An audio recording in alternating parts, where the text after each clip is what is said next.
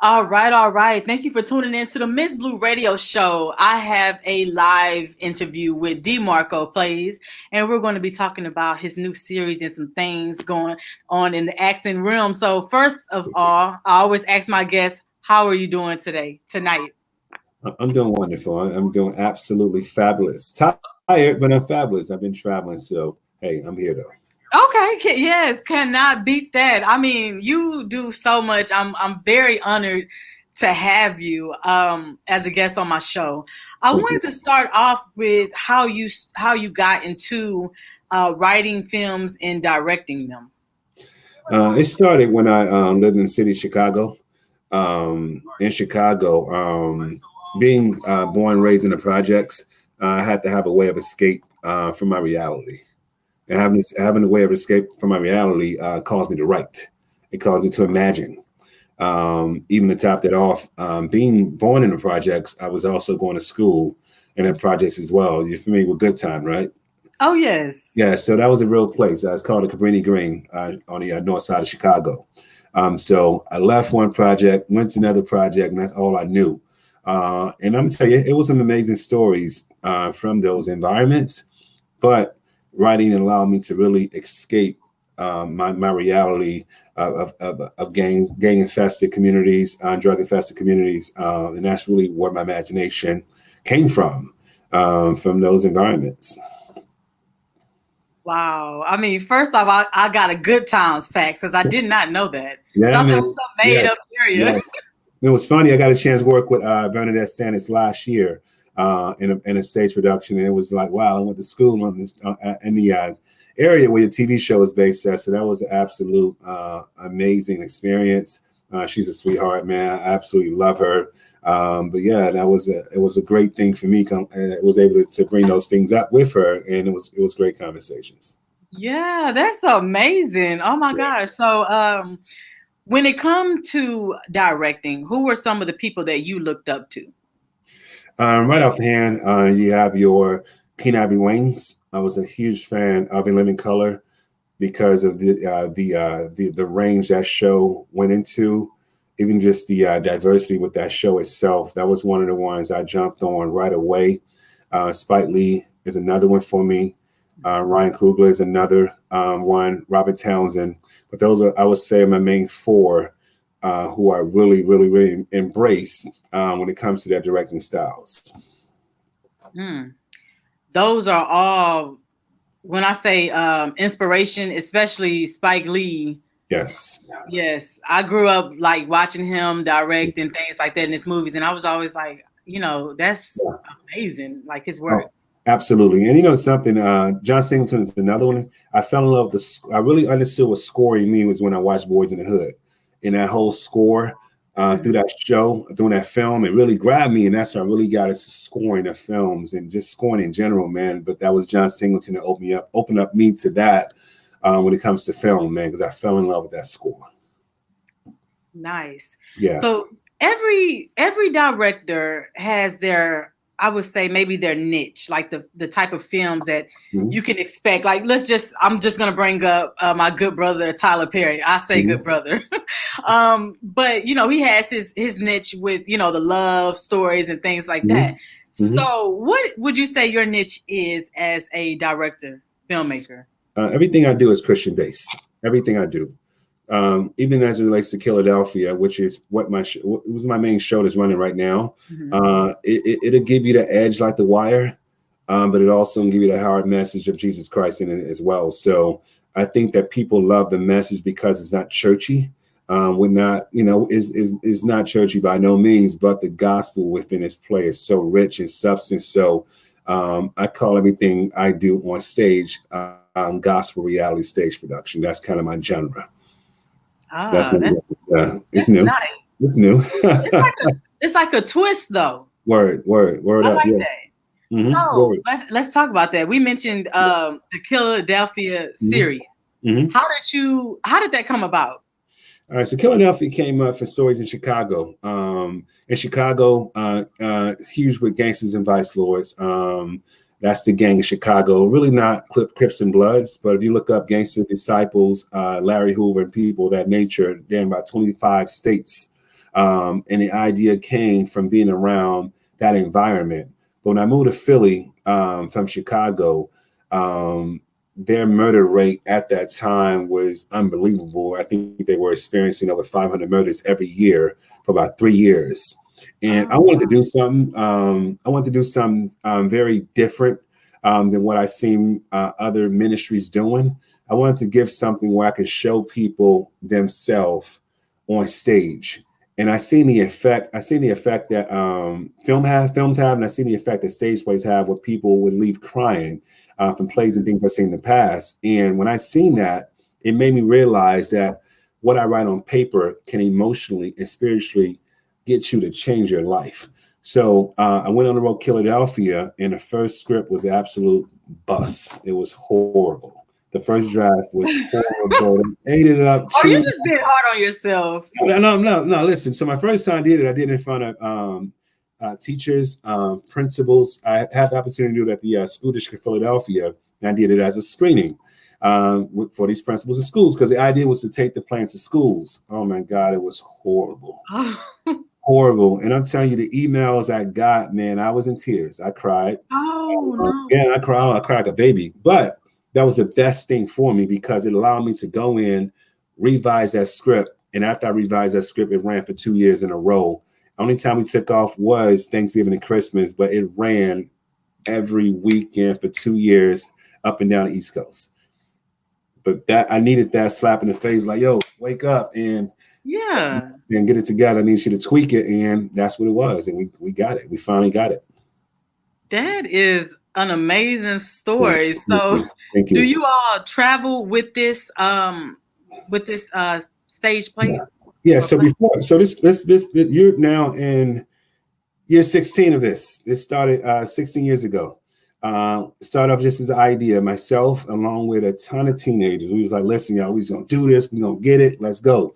So we really would just load up the U-Haul truck, get some cars, and we would go wherever we're gonna do. And when we started doing this, NBC 10 in Philadelphia had called hold of what we were doing. Part of our marketing strategy was we would set up a mock crime scene outside, cover the actors in like white sheets will look like blood, and then people would pull over their cars and they would be like, "Oh my God, what is this?" We're like, "Yo, come see this play. Come see what happened. Come see what happened." So it was like, "Yo, let's get it."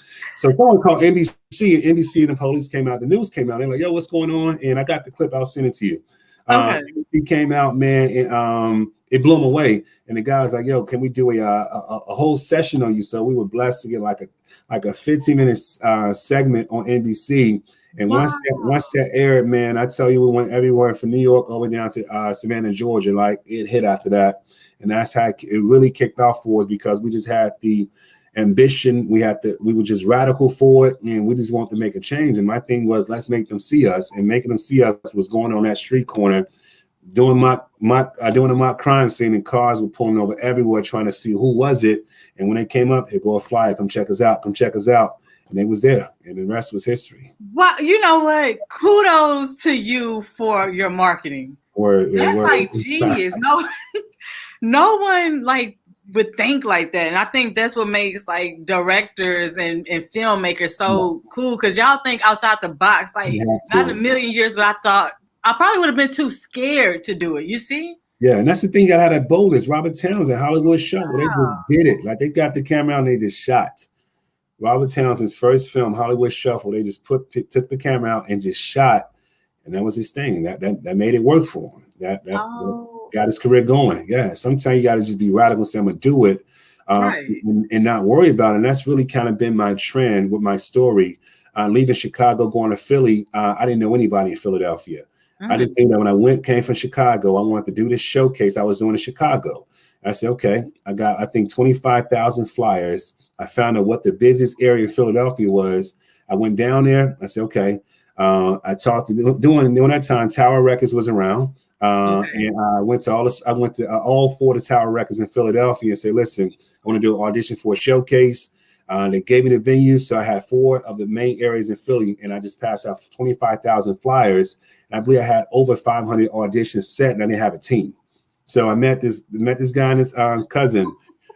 Shout out to Graham and Kia, man. They came out. They was like, yo, we want to help.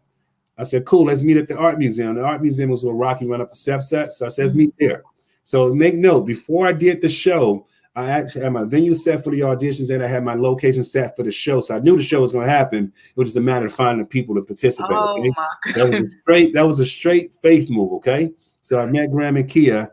They was like, let's meet. I said, okay, meet me at the art museum. They think we're about to go inside for a meeting. I'm like, yo, let's sit on the steps. And we met.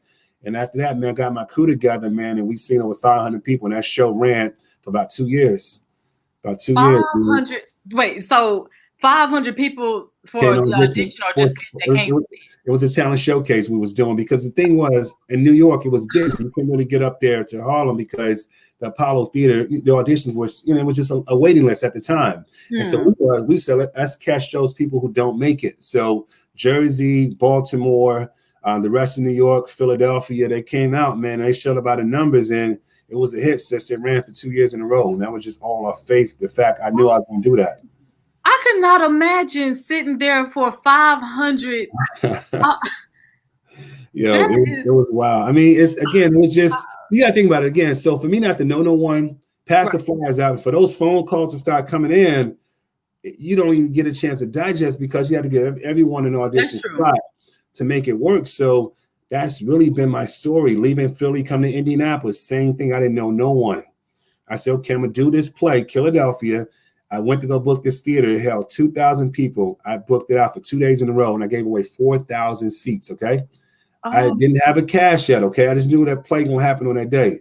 And I said, okay, let's put out a casting call. We cast the people. We got them. And rest assured, by the time it was time to do that show, we had the cast. And we did it, man. And from that point, we went running. That is amazing. So they are good at memorizing their scripts. Yeah. All day long, sister, all day long, all day. I mean, it's just part of requirement for an actor. They just, they got to be ready to do so. Absolutely. But it brings me to you. So Texas is the same thing. I didn't know anybody down there. Okay. So once again, God said, go. I'm like, okay, Lord, I don't know nobody in Texas. He said, go, son. Haven't I showed you I'm faithful to you? I said, okay. So I said, Lord, listen, man, I supposed to came to you guys last year. I was afraid. I had doubts.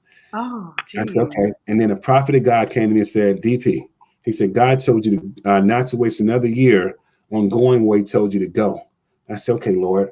So I got a chance to talk to Claudia Jordan. And I was like, Claudia, man, I think I'm coming to your city. So, okay. So I told her, I'm going to do Philadelphia. I said, but the COVID's going on. Let's do a show and just record it. And let's put it online for people to view it.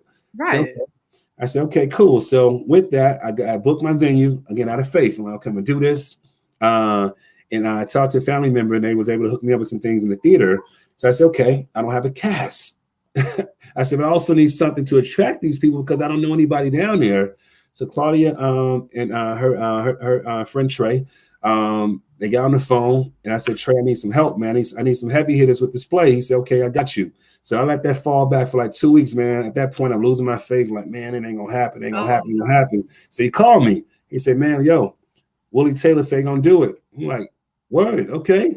Yo, Marcus Post say gonna do it. Okay. Karan Lottie say gonna do it. Okay. And we got Claudia. I'm like, okay, cool. We got it. We got a nice spot to put out there, attract some actors. And a week later, he said, man, yo, Pooch Hall say gonna join too. I'm like, yo, seriously? He's like, yeah, Pooch gonna join this joint. I'm like, okay, cool. So I'm like, good, man. So that should be enough to attract the actors from the area. Yeah. We dropped the flyers, man, and Houston showed up big, Dallas showed up big, Shreveport, Oklahoma, Memphis, San Francisco. They came in from out of state for the auditions, man, and here we are today. That is amazing. I was so mad at myself because by the time I seen it, I was just like, I think, was the auditions in Dallas? Yeah, they were in Dallas, correct.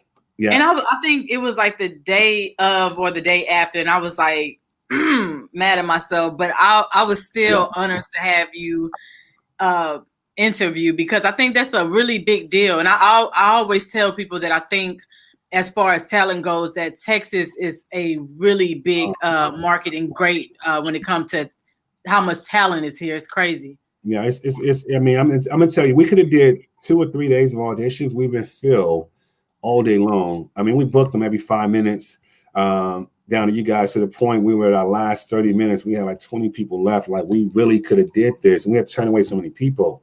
We could have did this for 2 days easily and had enough people to come out.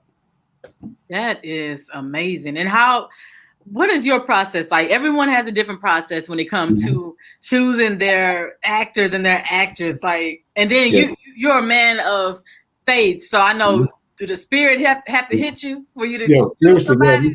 Check it out, man. So before I go into a city, man, I say, Lord, send me the people who I need to work with, and don't let those come that I don't need to work with. So I prefer if you send me a great few than a lot of many that's not going to work out. That's my first process. There's been times where I've seen people when they first walk in and I know who they're going to be already. I thank God for just the casting process. And I've gotten some great, I have noticed that and some of the people here in Indianapolis, Anthony Dalton, he's on Tyler Perry's Sisters. He was once part of Kila Delphia. And as a kid named Quincy Faust, he was in the Wolverine. He was a black kid that got killed, but he was part of Kila Delphia as well. But when I seen these guys, I knew they had that it factor. So I thank God for that gift of being able to notice raw talent when I see it. It's just a discernment. He gave me that person's it, man. And I've been pretty spot on with the casting for my shows. And that's kind of been my process. Pray about it, see the talent. And then sometimes you got to turn away some good people. Like it was a huge conflict here because you had so many good people. So I'll be like, this person gonna have the role. Then the next person come in, oh my God, she took the role. Next person come in, oh my God, she took the role from her. And then it'll be the last person come in and just take from everyone. So this has been one of my toughest markets of talent because it was just, you guys had so many polished people. Wow. Y'all got some polished people, man, polished folks out here. And it was tough. It's probably one of the toughest ones I ever had. Oh my goodness. So, but let me ask you this though, since it is a series, do you how often do you rotate the cast or or add in new roles? Gotcha. So I want to clarify. So Texas, we're filming for the actual stage play.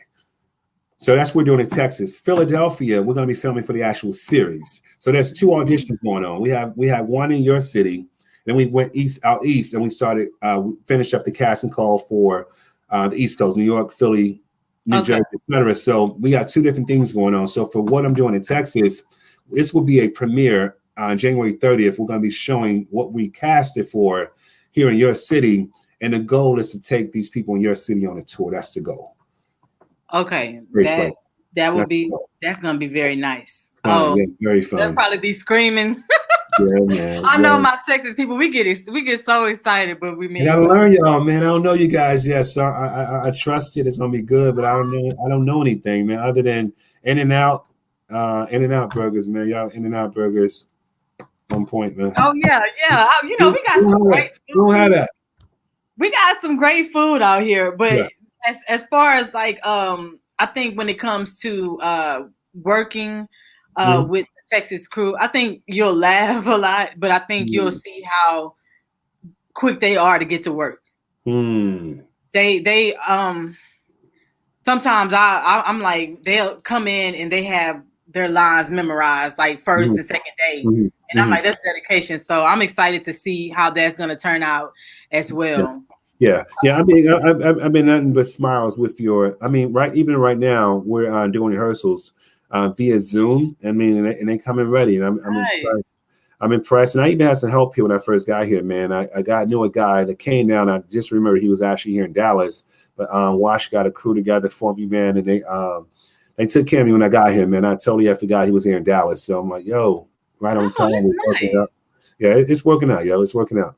Great. I always love to hear that it's something positive, especially when it comes to my city, my state. You know. Now, where are you at? Where are you?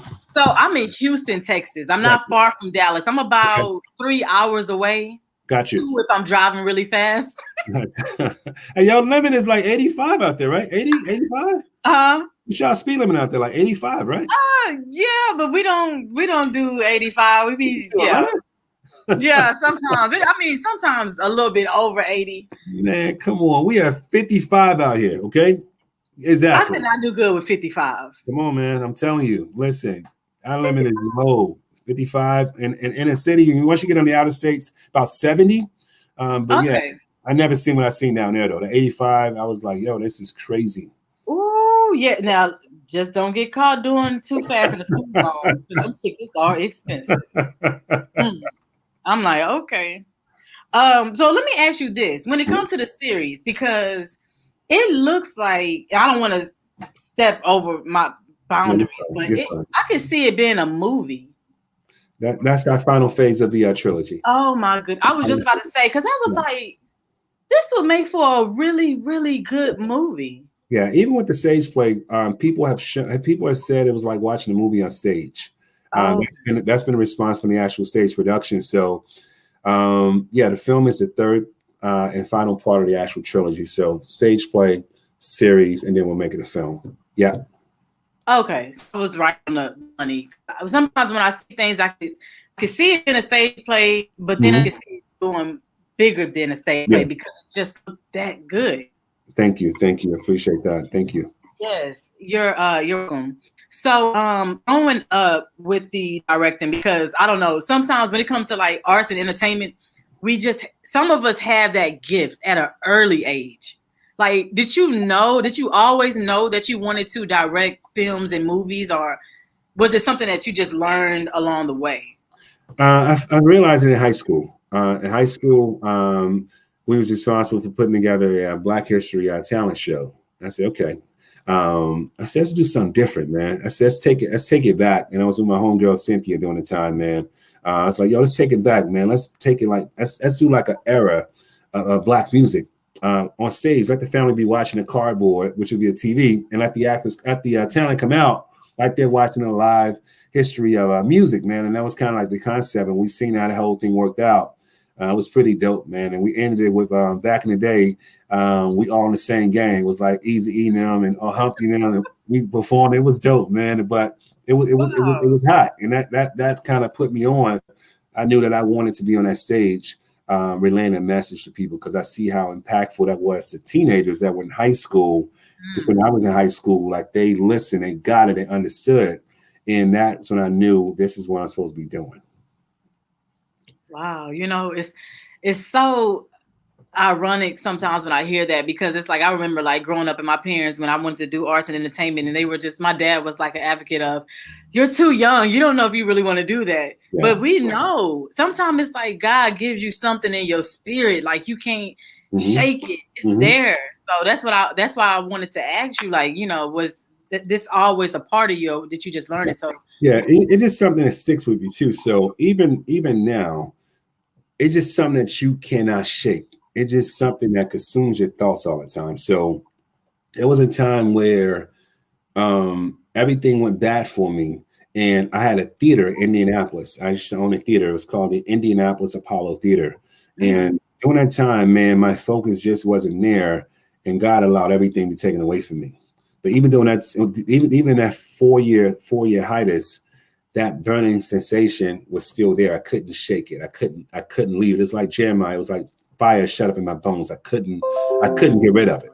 And when you know you can't get rid of something and it's in you that heavy, it's that passion in you. But I got confirmation that it was my calling. It was a night in Philadelphia. We did a play on a Monday night for whatever reason. I cannot understand why, but we did a play on a Monday night. And on that Monday night, it was a few people in the crowd, and this is before Kila Delphia. It was a play I wrote. It's called Revelations of Heaven and Hell. It was a very powerful piece. So when I wrote this play and I did it, I was at this church, and at the altar call, and when I began to pray for people, the gift of the Holy Ghost fell upon these young people, these teenagers, and they began to speak in another tongue that they had not learned. And when I seen that movement happen, I was nervous because I'm not a certified minister. So I called my pastor, and I said, listen, man, these people down here, man, is going down. Like, pastor, come here. She's like, no. So God told me what's going to happen. You got to deal with that. So I got off the phone with her, and I began to pray with them and pray with the others, and the gift of the Holy Ghost began to fall. Boom, boom, boom, boom, boom, boom, boom. And I'm just like, wow, like you can tell the spirit was so heavy to the point we can do it. We couldn't act no more because it was that heavy, and God had came in there to do what he was going to do. And for that night, I knew this is what I was called to do. For that night. That's deep. Yeah, man, sister, listen, I can't shake it. I cannot shake it. And it's in me. It's a part of me. And when you know your calling, it's almost like with Steve Harvey. Steve Harvey found out what his calling was, but he went through a lot to understand it. But when you know something's your calling, you cannot shake it. You can't let it go. It's like it becomes a part of you. And this has become a part of me. So moving in faith is because it's inside of me. But even when I move, God speaks to me and say, he'll speak to me through other people. I wasn't off the plane more than 10 minutes in Dallas. My Uber driver turned around to me, not knowing what I was there for. She said, God has a mission for you here in this region. She said, you've been called for this region, all to this region for such a time. And she was a white woman. She said, this reason for you being called, this mission you have is only something Black man can do. And I said, wow. But she understood what the calling was. I went in the car 10 minutes, sister. And that's the type of things, that was the ways that God speak to me on things. So I know that he hear me. And I know that I got his heart. I got his heart. It's like your child have your heart. Yeah. Like, oh, God said, I got your heart. You got my heart. And the favor, yes, sister, the favor. And I'm just walking in that thing. I'm walking, and like there's no doubts in my mind on what he's going to do for me in your region. Amen. And you're doing, like I said, you're doing a great job. Amen. So Amen. Thank you. Awesome. Thank you. You're so welcome. Are there any directors that you would like to work with? I actually not per se work, but I want to sit and meet with. Master P said this. Master P said when he first got into music, he knew he wanted to be where he wanted to be at a certain level. So he said he asked himself, who is at the top of their game in the music game? And during that time, it was Michael Jackson. So he called Michael Jackson's attorney. He said he's scheduled a meeting with him. And he said, I think that meeting cost him, I believe he said $30,000 or $60,000. He met with Michael Jackson's attorney. And he didn't meet with Michael Jackson. And he was like, listen, man, how do I do it? How do I become it? He told Master P, he said, the key is owning your distribution. He said, you own your distribution. He said, you become a very rich man. And that was it. And the guy left. He like, okay. Wow. So he went to Universal, had that conversation, and Master P ended up getting 30%, where Universal got 30%. That was something Diddy didn't do. That was some during that time Russell Simmons didn't do, Jermaine Dupri didn't do. Master P got that distribution deal, and that's what made Master P wealthy. So for me, to have lunch with Keen Ivory Wayans is one of my goals. To have lunch or breakfast with Spike Lee is one of my goals. To have lunch or dinner with Ryan Coogler is one of my goals, because there's information that I want from them. I got questions I directly want to ask them. So it's not per se work with them, but I need information from you to help me get a certain place I want to get. So that's what I want to do, is meet with these guys and ask the right questions. Amen. We can speak that to existence. Amen. Yes. I'm big on that, speaking it into existence. It's going to happen. Yes, it's going to happen. Thank you. Yes, it is. You're welcome. So is there a way, I know some people were asking me, how can they get in contact with you and stay in contact with your current project as well as future projects? Yeah. So my social security number is, I'm joking.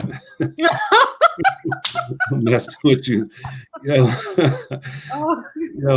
website is my name down at DeMarcoPlays.com. That's the website, DeMarcoPlays.com. And you can find us via Instagram, Facebook at DeMarco Plays, and you'll find us. Yeah. Awesome. Well, I thank you so much for taking the time to interview with me, and I would like to stay in contact with you as well. Amen, so just I want you to stay blessed and stay motivating and definitely inspiring. Seriously. Thank you so much. I appreciate you having me, and I'm looking forward to meeting with you again. Okay. Yes, indeed. All right. God bless you, sister. Thank you. All right. Peace. Bye.